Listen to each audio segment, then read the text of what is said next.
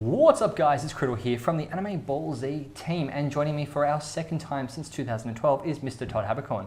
How are you, sir? Doing great, doing great. Just last time it was right when I had landed. Yes, and you had this no jet time, lag. That's right. This time I do have that, but it's been a couple days. So, yeah. That's good. Well, since last time, I mean, when we first interviewed you, it was about a year since you started doing Fairy Tale, and just looking around the con today, that has skyrocketed since then. Yeah, it's been really remarkable to see the kind of international appeal of Fairy Tale grow, and what people are getting the tattoos, and they love the show, and their parents love it, and it's been wild. I would have never imagined. Which you already have the tattoo of. I do, yes. I will remember that pain forever, and I'll probably get one more tattoo, and that's it. Which would be?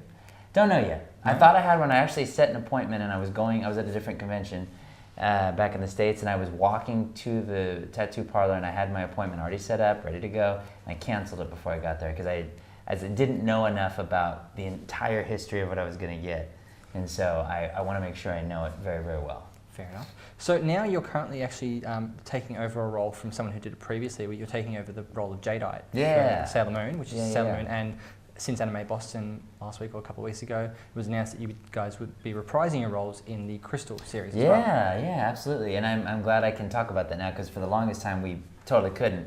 And I think I even was thinking about talking about it before I knew I didn't know if I could or could not, but now it's good to know I can say everything. No embargo, which is even better. Yeah, oh yeah, absolutely. It's Sailor Moon is iconic, and to be part of it, hey, it's fantastic. I was going to ask, so how are you finding doing that role, especially because it was, I mean, I had the same question with Robbie.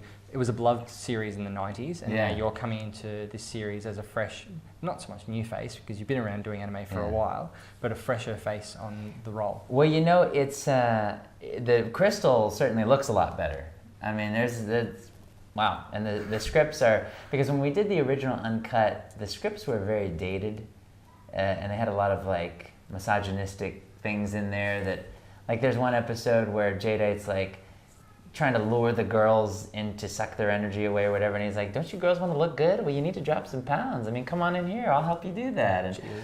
And the director's like, yep, we're going with it. We have to do it, just go with it. So those little nuances.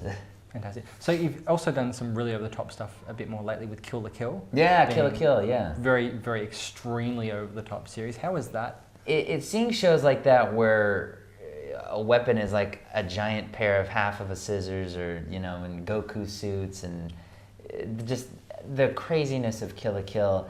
I just try to go in and hang on and do my part and try to do a good job and not mess up and make everyone else look bad. So that's my goal. Speaking of looking good, you have taken on the role of Spock in the Star Trek series. Because last time we chatted, it didn't even exist at that point. We hadn't done that yet. Yeah. No. You know what? We're debuting our 4th episode next month at Phoenix Comic-Con. The first episode, when we did that, they gave us a 4,000-person room. And we're like, are you kidding? Like, there's no way we could fill this. This is going to be ridiculous. Because we had no idea what people were going to think. And it was standing room only. And so we're returning to that convention for episode 4. It's been a wonderful ride. Vic is the man at Star Trek, all things Star Trek. And so I just trust his judgment for the most part, and then he makes it happen. That's fantastic. So, having done all these roles and stuff like that, you've now taken on the role of, you did it in like 2012, Takimaru from Tori Her. Yeah. How was that role for you? That was a show that I know the director specifically thought he had high hopes for that show of going and exploding, and it kind of, it had all the makings of a great show, and it just, that was it. It was kind of like Sergeant Frog. It just kind of happened, and that was it. Sort of fell flat. Yeah. Yeah. No, I know from my experience. I know I got one of the other guys that does AnimeBallZ, Ray. I got him heavily into Toriko because I was just talking about it. I thought it was amazing. I started reading the manga very early on, and considering the first episode of the anime in Japan, I don't think you guys did it over here. The first anime, or in the States or wherever, the first episode in Japan is a crossover with One Piece.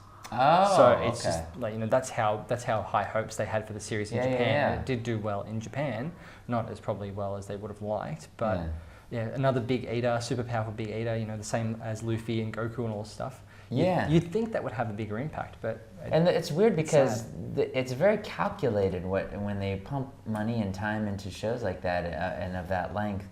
you think they would hit it out of the park, but you just can't. I just guess you can't tell.